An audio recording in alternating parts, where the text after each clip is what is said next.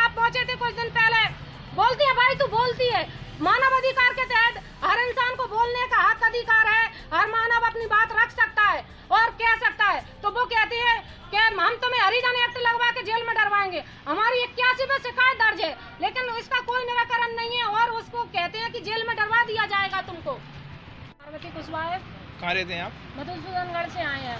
आज जन सुनवाई में क्या समस्या लेके आए हैं? जन सुनवाई में आए हैं, हम निरंतर जन सुनवाई में आवेदन देते आ रहे हैं अगले 5 साल से, लेकिन हमारे साथ ना तो कोई आज तक निराकरण किया जा रहा है और ना ही हमारी समस्या का कोई समाधान है। आज बस हम ये निर्णय करके आए हैं कलेक्टेड ऑफिस में कि आज हम आत्मदहन यहीं करेंगे, अपनी जीवन लीला यहीं समाप्त करेंगे। हमें पिछले 5 सालों से हमारे साथ इतना घोर अन्याय किया जा रहा है, इतना बड़ा अपराध किया जा रहा है कि 5 साल पहले हमारा घर बना था, जो स्व सहायता समूह से हमने घर बना रखा है। एक तरफ मुख्यमंत्री प्रधानमंत्री कहते हैं कि स्व सहायता समूह की दीदियों को हम लखपति और करोड़पति बनाएंगे। हम स्व सहायता समूह से ऋण लेकर एक आटा चक्की चलाते थे, उसको शासन ने एक तरफा कार्रवाई करके उसको ध्वस्त किया गया है। मधुसूदनगढ़ के अंदर 17 बीघा शासकीय जमीन है, जिसमें से 4 बीघा पे लपकुश आश्रम और फलदार पेड़ लगे हैं, जिनकी संख्या 200 पेड़ों की संख्या है।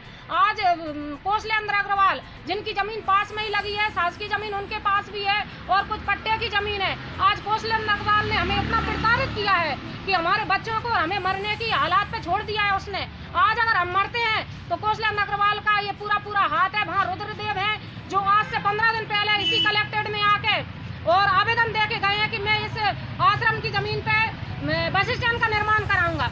ये बस स्टैंड निर्माण नहीं है, ये सरासर बीजेपी के नेताओं की बड़ी साजिश है, चाल है। वो हमारा कब्जा वहाँ से हटा के उस जगह को हथियाना चाहते हैं और अपना कब्जा जमाना चाहते हैं। वो वहाँ बस स्टैंड बनने योग्य नहीं है। वहाँ 12वीं की छात्राएं पढ़ती हैं, जो 70 सीटर हॉस्टल आदिवासी छात्राओं की बनी है।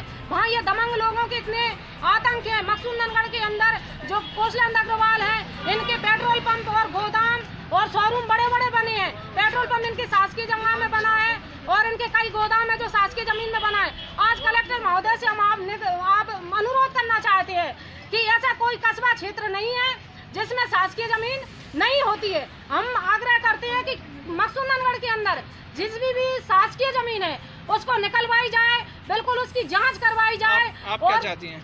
हम ये चाहते हैं, बिल्कुल ये चाहते हैं कि पूरी तरह मधुसूदनगढ़ के अंदर जो बड़े बड़े लोग हैं, जो दमनकारी हैं, जो मधुसूदनगढ़ को पूरी तरह बनिया लोग खा रहे हैं, उसका विकास नहीं होने दे रहे हैं। और आज हम गरीब परिवार 5 साल से मर रहा है और अधिकारी आते हैं हमें डराते धमकी कर रखा है। उनके शोरूम बने हुए हैं, गोदाम बने हुए हैं, प्रशासन उन पर कोई कार्रवाई नहीं करता, लेकिन गरीबों पर कार्रवाई करता है। उसका समाज को टारगेट किया जाता है, मंदिर की तोड़फोड़ की जाती है, आश्रम को तोड़ा जाता है और उनके जो चौकीदार हैं, पुजारी हैं, उनके निवास को तोड़ा जाता है। तो मैं ये कहना चाहता हूँ कि एक तरफ तो सरकार जो है भगवान राम का मंदिर, श्री राम मंदिर, जो भव्य मंदिर अयोध्या में बना दिया है, लेकिन उनके बेटे लपकुश का मंदिर जो है गुना जिले में जो है मधुसूदन में तोड़ा जा रहा है। उसमें समाज इसको सहन नहीं करेगा। इस अन्याय के खिलाफ जहाँ तक जाना पड़ेगी वहाँ तक जाएंगे। और मैं वहाँ के जो पटवारी हैं, तहसीलदार हैं, ADM महोदय हैं, उनसे ये कहना चाहता हूँ कि जो 36/1